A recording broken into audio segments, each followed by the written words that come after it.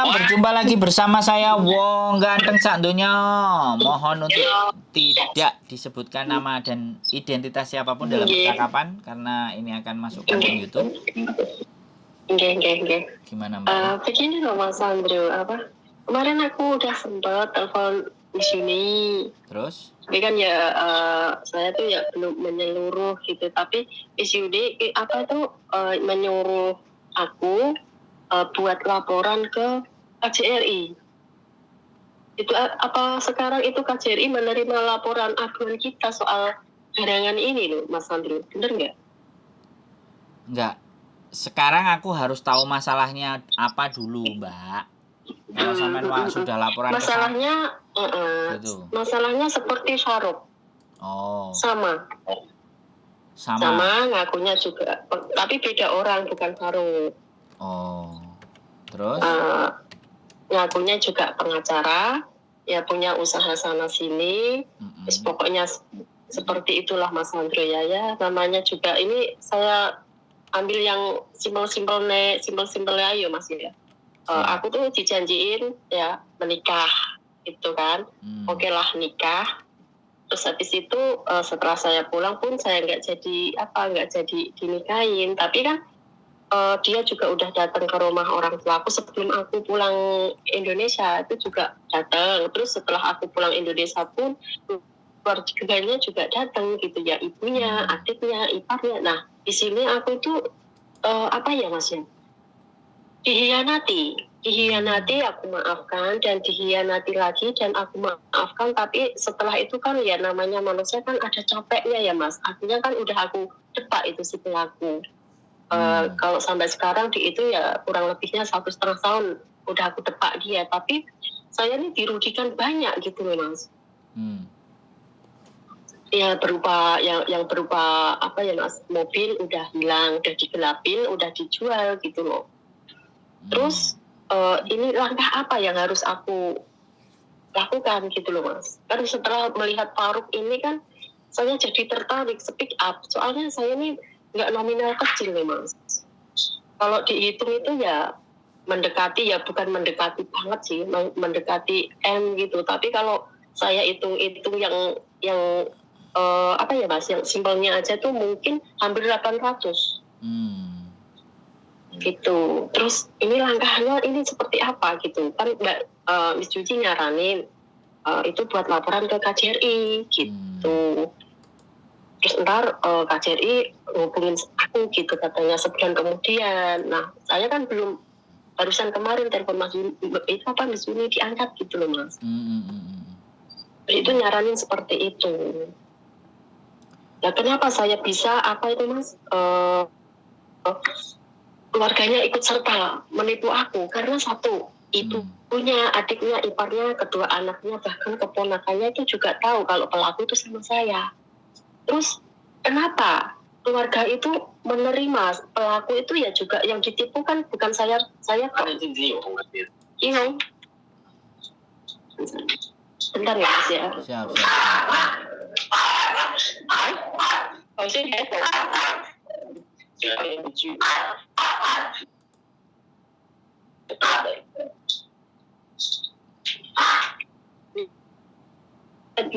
Bisa bilang seluruh keluarganya itu ya menipu gitu loh. Soalnya ya gini Mas, posisi saya di sini, tapi si pelaku itu ya ada TKW satu lagi dibawa di depan keluarganya.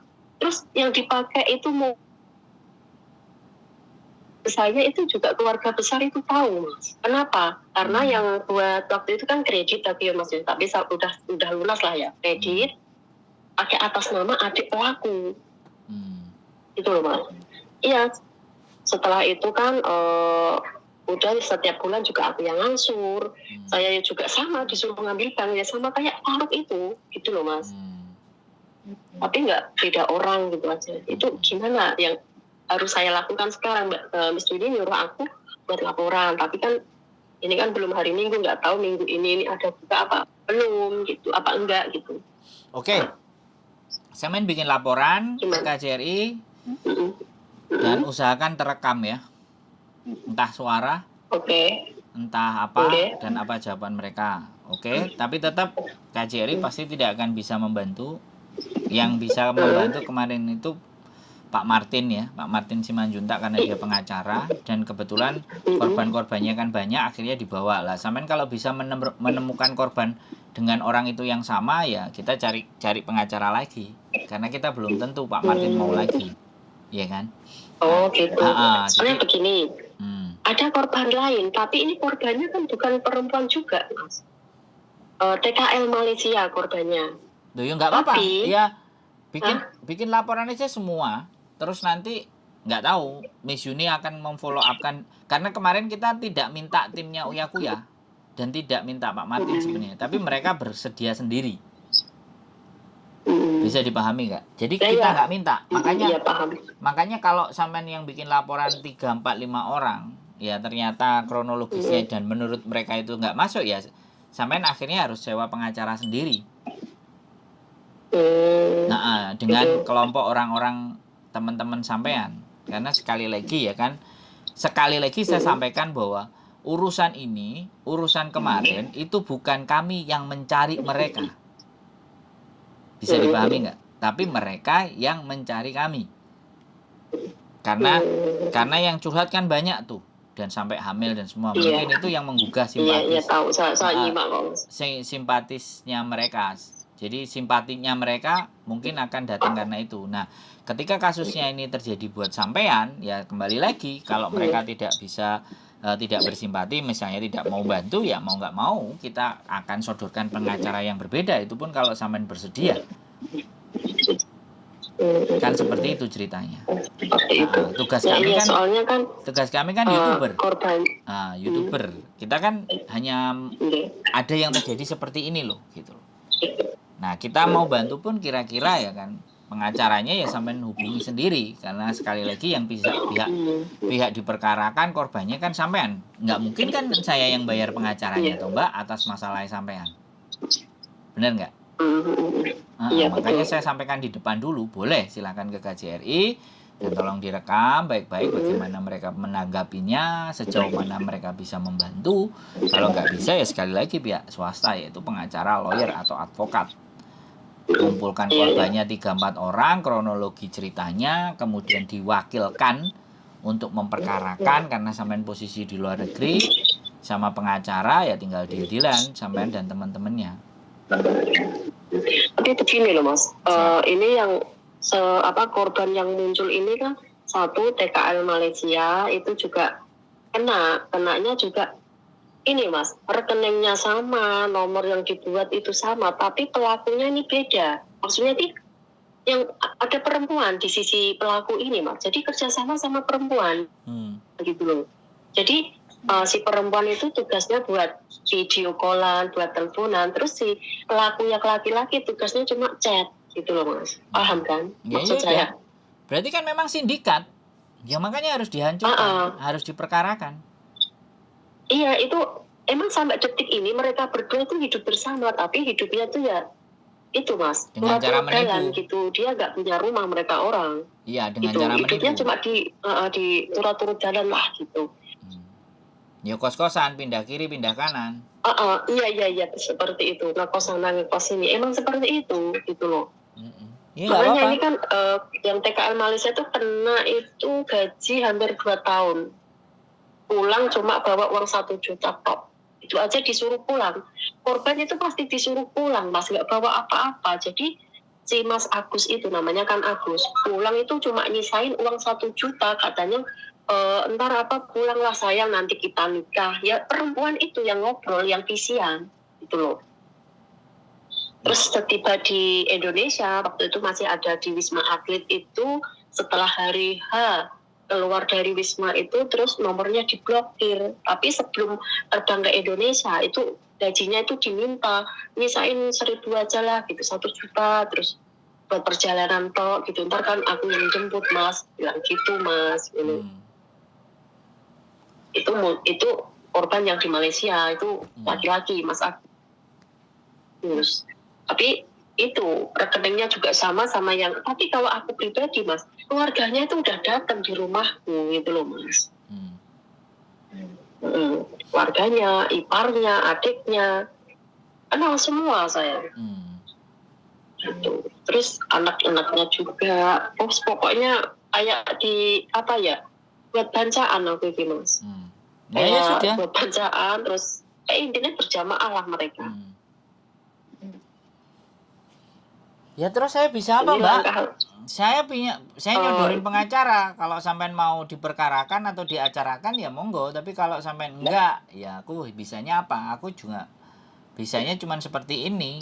Kalau memviralkan dan segala sesuatu ya kita ketemu, sampean tunjukin fotonya, sampean tunjukin rekeningnya dan segala sesuatunya. Kalau cuman di sini saya ngomong, saya nggak ada kalau sampai nyebutin nama saya pastinya akan potong karena sekali lagi tidak berdasarkan, tidak ada bukti-bukti yang valid untuk saya sampaikan. Nah kalau di sini kan anaknya sendiri ya kayak sampean gini lapor, habis lapor terus ditanggapi ternyata ada 16 orang bahkan 21 orang bahkan ada yang di Taiwan juga.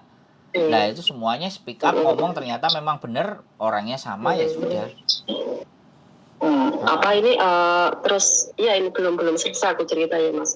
Setelah aku depak kan, tapi sebelum aku lepasin si pelaku itu Mas, aku ini udah disebar-sebar foto sama nomor WA aku waktu itu.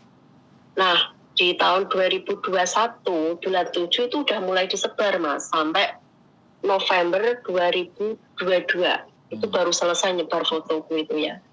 Tapi kalau menurutku waktu itu kalau fotoku kok ini gak masalah Mas, asal ojo keluargaku gitu loh maksudku. Nah semakin kesini saudara-saudaraku, ponakanku, kedua orang tuaku, bahkan yang udah di alam kubur itu diposting-posting Mas, gitu loh. Terus dengan caption yang benar-benar gak manusiawi. Kalau aku ya di caption yang per BO itu loh Mas, yang open BO itu loh, ada yang pijat plus apalah disebar di situ gitu loh.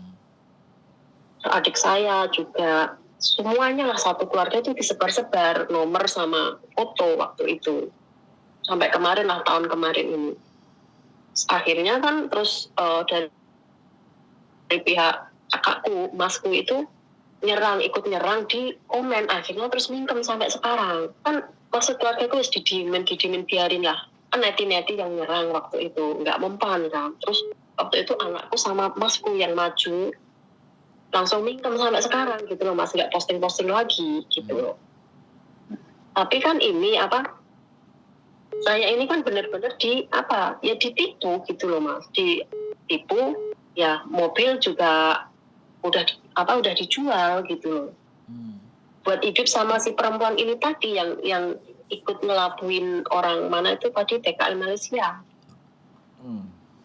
Hidup sama perempuan itu. Nah, apa yang harus saya lakukan?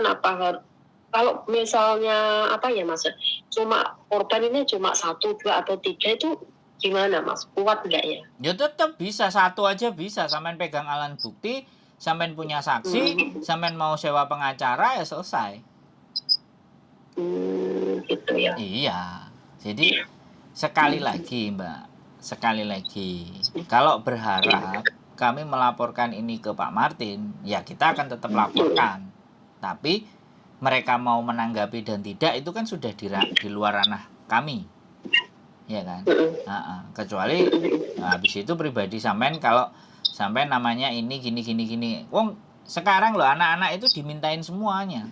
Jadi mereka itu meeting, yang korban itu meeting sama Pak Martin sendiri, nanyain kronologisnya. Terus Pak Martin bikin berkas dibawa ke Hong Kong, terus mereka harus ditulis, mereka tanda tangan semuanya, kasih materai bahwa mereka menguasakan kasusnya ini. Nah kemudian kan dicari tuh orangnya dari nomor teleponnya, dia cari orangnya dan dia bisa. Makanya nanti sekali lagi ya, kalau sampai nggak mau, oke, simpan dulu. Nanti kalau ternyata mereka jadi datang ke Hong Kong, ya sampean harus ikut datang ke acaranya mereka. Sekalian bawa bukti-bukti dan semuanya. Nah, nanti melaporkan ke mereka dan bagaimana tindak lanjut mereka kan gitu. Ini ya, ntar ini Pak Martin mau kesini itu ya Mas ya. Saya nggak tahu, infonya sih Pak Uya-Kuyanya. Makanya kan beberapa hari saya juga disuruh survei-survei cari tempat. Tapi sekali lagi tak sodorin tempatnya A, B, C, D. Kan tempat itu pasti akan nanya kan, mau acara apa, mau apa, mau apa lah. Aku kan nggak dikasih, nggak diajak meeting, ya kan. Nah, nantinya ya sudah saya nyodorin data, silakan hubungi sendiri. Jadi pada intinya mereka datang ke sini itu bukan undangan saya, bukan undangannya Miss Yuni juga, tapi dia kepingin datang sendiri, ya monggo. Jadi itu Nah, semisal kalau misalnya mereka menanggapi persoalan sampean, kalau sampean tetap ini mau naikkan ke perkara sampean sendiri secara mandiri ya nggak apa-apa, sampean sewa pengacara, monggo, untuk mencari orang tersebut. Kejahatan kayak gini ini kan menggunakan digital lah, itu polisi yang punya wewenang. Dia bisa cari nomornya, teleponnya di mana, terus letak lokasinya mereka di mana. Iya, kalau teleponnya terus dimatiin terus piye, Mas? Loh, kan bisa terdetek, tetap terdetek. Oh, bisa. Loh, bisa dong. HP nyala itu GPS-nya kelihatan. Reskrim makanya bisa nangkep si Faruk. Bisa. Selama HP-nya kan dia masih aktif nomor itu. Ditelepon tahu. Kalau tidak misalnya HP itu sudah dimatikan dan dinonaktifkan. Nah, si polisi itu ngecek historinya. Nomor ini pada saat nyala, posisi terakhirnya di mana? Terus diamati dia posisi pergerakan dari nomor HP tadi. Kok sekitar sini, ya udah reskrimnya, bagian kriminalnya datang dicek, oh ternyata sama datanya, oke tangkep, selesai. Ya soalnya kalau apa ya Mas ya, kalau tak diemin itu, kalau aku nunggu sampai 2 tahun lagi kan kayak kelamaan, biar nggak enak-enakan di luar kayak gitu, takutnya Mas ada korban-korban lagi gitu loh. Lah iya Mbak, kan saya cuman bilang Mbak, kalau ini dilaporkan ke mereka, saya akan laporkan, saya juga akan bawa, ini ada korban satu lagi, orangnya berbeda. Tapi urusan menanggapinya kan bukan saya yang bertanggung jawab, Mbak. Iya, tahu. Jadinya kalau sampean terus kalau sampean terus mengeluh ke saya, nyampaikan ke saya sudah memberikan solusi, sampean masih bertanya lagi ke saya, terus aku kan kudu piye, Mbak? Iya, maksudnya kalau jenengan sing saya kan dia ngomongnya ini loh Mas. Berarti ini kasusku ini mau diserahin ke mereka gitu. Bukan diserahin, Mbak. Bukan diserahin. Kami hanya menyampaikan. Iya, menyampaikan. Gitu loh. Jadi jangan berekspektasi atau harapan yang lebih. Tapi kalau sampean tanya ke saya pengacara, saya punya, saya ada, sampean tinggal telepon, ngomong sendiri, kan kayak gitu tuh. Oke. Berarti ntar ini kasusku ini mau disampaikan ke mereka, terus gimana tanggapannya gitu ya, itu kan mereka gitu kan ya Mas ya. Boleh. Mereka sampean DM aja. Terus ini bentar. Sampean mau DM aja Uya Kuya juga langsung boleh di sosial medianya dia. Nah, aku udah DM beberapa kali nggak ada respon. Nah, ya sudah. Jadi kan berarti kalau nggak direspon ya jangan pakai dia lagi, atau nggak usah pakai dia lagi. Gitu loh Mbak. Pakai yang lain. Karena memang sekali lagi ya kita kan nge-up aja. Saya sama Miss Yuni tuh nge-up saja. Iya, saya udah DM, mungkin terlalu banyak DM, mungkin belum sempat buka atau gimana gitu kan. Mungkin kan ya ribuan orang, ratusan orang gitu. Yang punya kontaknya kan Miss Yuni, saya nggak punya kontaknya Mbak. Iya, nanti yang meeting kan juga yang meeting kan mereka. Nanti jenengan menyampaikan ke mereka gitu ya. Terus jenengan gimana ya? Ini butuh bukti-bukti saya kirim atau gimana ini? Ya makanya kan sampean kan harus nyatet ya, harus nyatet kronologis nama sampean apa saja itu kan harus dilaporkan kan Mbak. Kalau cuma omongan aja gimana? Iya, ya makanya aku kan tanya ini apa yang harus saya Ya makanya ketik sampean di sini. bawa tulisan sampean tentang cerita kronologis. Oh, Saya kronologis. nama ini yang bertanda tangan di bawah ini menyatakan bahwa pada tanggal sekian bla bla bla bla saya ditipu. Tanggal sekian saya transfer uang sekian. Tanggal sekian saya gini-gini nah bla bla bla bla bla bla panjang berapa lembar itu. Terus paling bawah atas nama saya. Nah, itu kan kayak laporan kita ke kantor polisi.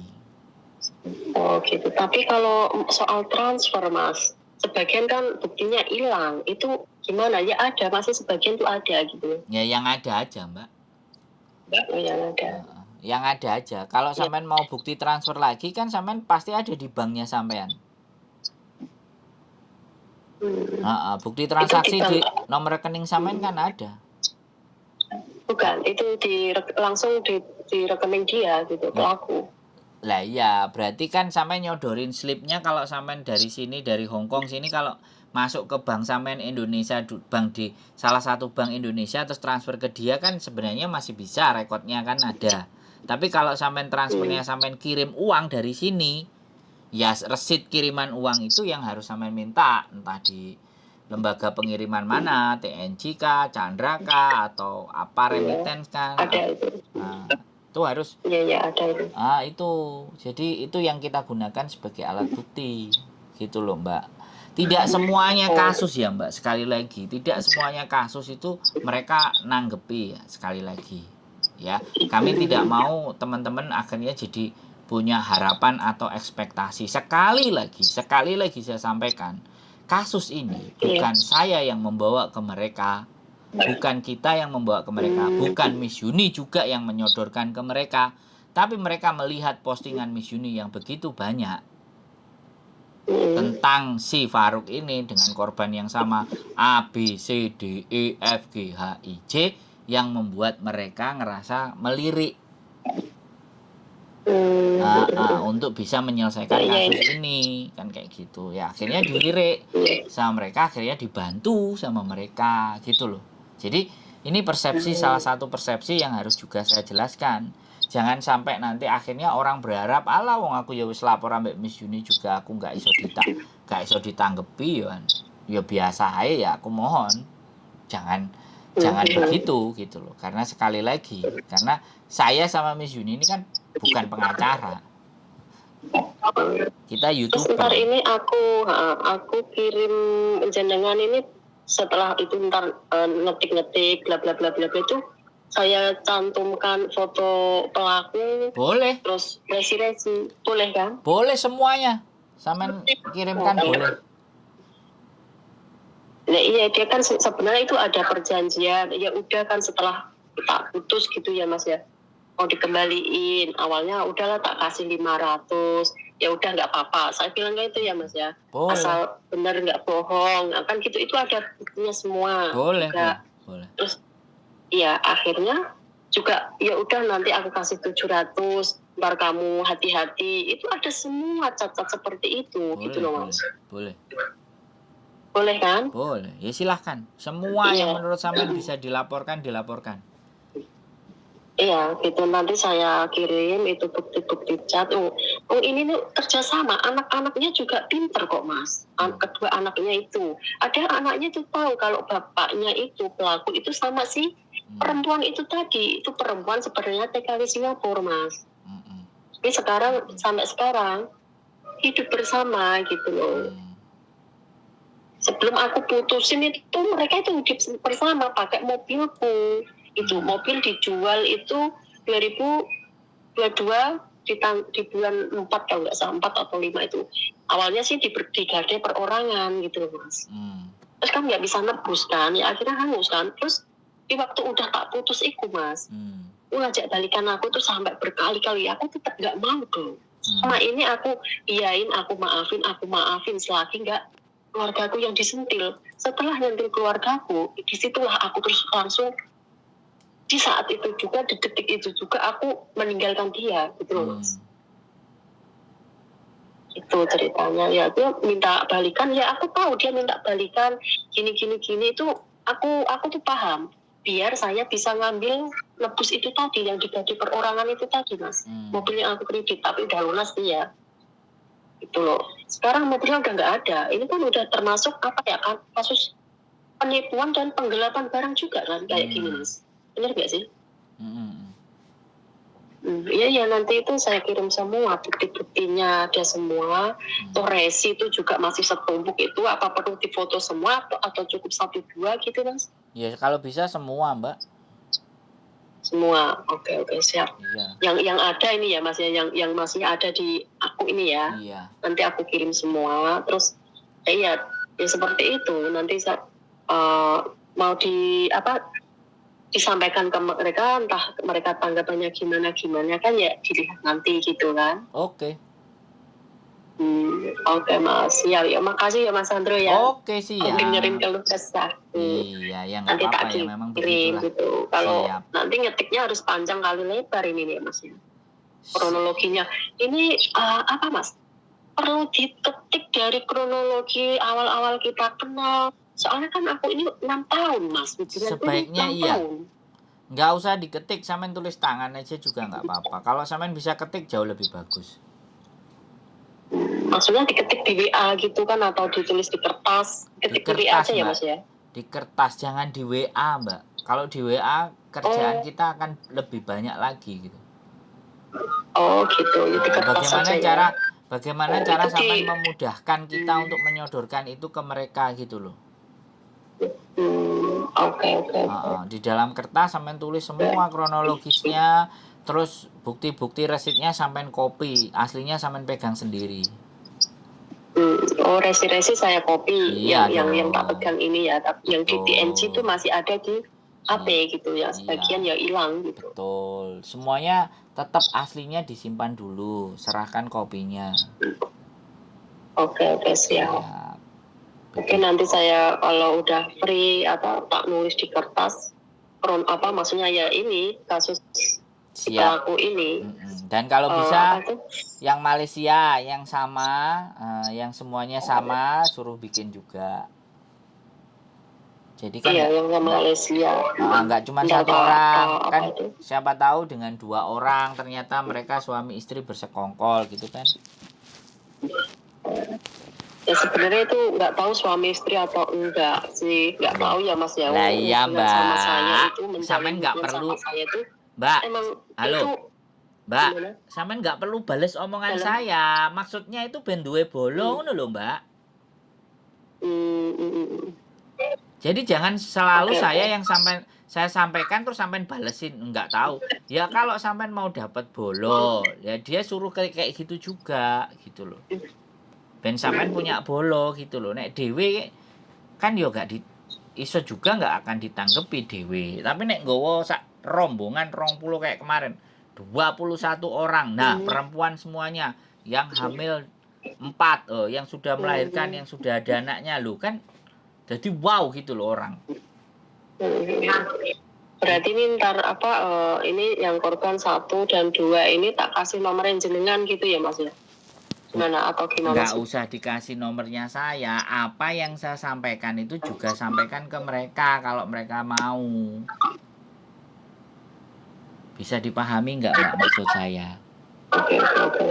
Sampean saja yang ngomong ke mereka, suruh nulis kronologis, bukti-bukti semua dikumpulkan, wis ta? Kan penak toh. Nanti ini ada kasus yang sama, ini korbannya 3, A, B, C. Loh, nyodorinnya kan gampang saya. Kalau saya cuma omongan, mana buktinya? Mana kronologisnya? Mana manusianya? Nah, coba. Gitu loh, Mbak. Oke. Soalnya saya bukan pengacara. Kalau saya pengacara, sampean langsung tak tarif. Tak rewangi njalukmu piye. Nah, ngono. Masalahnya saya kan bukan pengacara toh, Mbak. Nggih. Siap, oke? Oke, nggih, makasih nggih Mas Sandro ya. Tak Nggih. ngubungin mereka, tak suruh nulis itu tadi Ya yang seperti sama. jenengan katakan itu tadi. Siap. Siap. Oke, oke. Nggih, pun Mas. Siap. Wassalamualaikum. Oke, waalaikumsalam. Sehat selalu. Bye-bye. Bye.